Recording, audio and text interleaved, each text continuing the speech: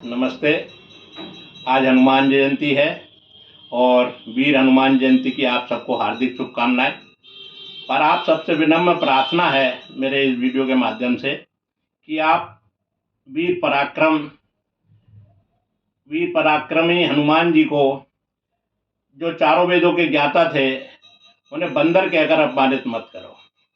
अपने पूर्वजों का पूरा सम्मान रखो और अपने जो ईश्वर ने बुद्धि दी है उसका इस्तेमाल करके सोचो, क्या कोई बंदर चारों वेदों का ज्ञाता हो सकता है? क्या कोई वानर या बंदर सुग्रीव का सेनापति हो सकता है? क्या कोई बंदर यज्ञोपवीत धारण कर सकता है? क्या कोई बंदर गदा युद्ध में पारंगत हो सकता है? क्या कोई बंदर धर्म ध्वजा को पकड़ सकता है? या कोई बंदर अष्ट सिद्धियों को धारण कर सकता है? क्या कोई बंदर व्याकरण व सूर्य विज्ञान का ज्ञाता हो सकता है?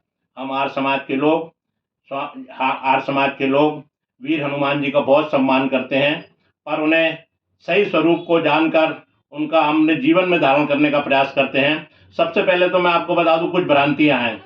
हनुमान का अर्थ होता है बड़ी ठोड़ी वाला। जिसकी बड़ी ठोड़ी होती है उसको हनुमान कहते हैं। और जो उनकी एक धारणा है कि उनकी पूंछ थी, पूंछ का अभिप्राय होता है कि उनके गुणों के कारण उनकी पूंछ थी। आपका भी घर में कोई काम करते हो बहुत ज़्यादा तो आपकी भी पूंछ होती है, तो इसका ये मतलब नहीं है कि हम आपकी पूंछ लगा दें। और दूसरा, हनुमान जी क्षत्रिय थे। अगर हनुमान जी ना होते तो भगवान राम को बहुत ही मुश्किल से सीता मिलती और बहुत ही मुश्किल से युद्ध जीत पाते, और बहुत ही मुश्किल से जो संजीवनी लेने गए थे बिना हनुमान जी के बहुत बहुत कष्ट उठाना पड़ता भगवान राम को। और जिसमें भगवान उसको हनुमान जी को वानर कहते हैं। वानर एक जाति होती है। वानर का अभिप्राय है वाह नर, जो नरों में सबसे श्रेष्ठ है उसे वानर कहते हैं। वानर का मतलब ये नहीं है कि वो बंदर थे।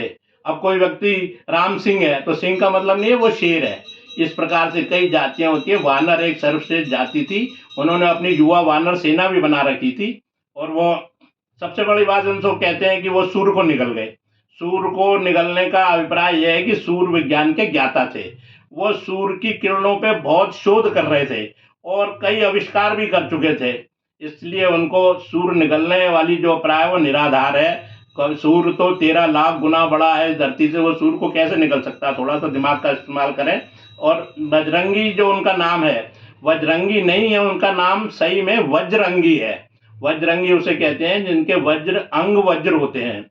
जब वो 4 महीने के थे, अगस्त मुनि के आश्रम में अपने पालने से गिर गए थे और जिस चट्टान पे गिरे थे वो चट्टान चटक गई थी, इसीलिए तब से उन्हें वज्रंगी कहना शुरू कर दिया था। इस प्रकार से कई ईश्वर का जो सृष्टि क्रम है, लगभग 2 अरब साल से ईश्वर वैसे ही पैदा कर रहा है मनुष्य को जैसे पहले पैदा करता था। कभी कोई बंदर किसी के यहाँ पैदा नहीं हो सकता और बुद्धिमान बंदर तो पैदा हो ही नहीं सकता। बंदर अपने तरीके से पैदा होते हैं, मनुष्य अपने तरीके से पैदा होता है। सृष्टि को बने 1,96,08,53,125 वर्ष हो गए, वही सृष्टि क्रम चला आ रहा है। हमारा कहने का अभिप्राय है कि हनुमान जयंती मनाने का तभी लाभ है जब हनुमान जैसे पराक्रमी व राम भक्त बने, चित्र नहीं चरित्र की पूजा करें और राम को और भगवान और इनको हनुमान जी को अपने जीवन में धारण करें। बहुत बहुत धन्यवाद। एक बार फिर शुभकामनाएं।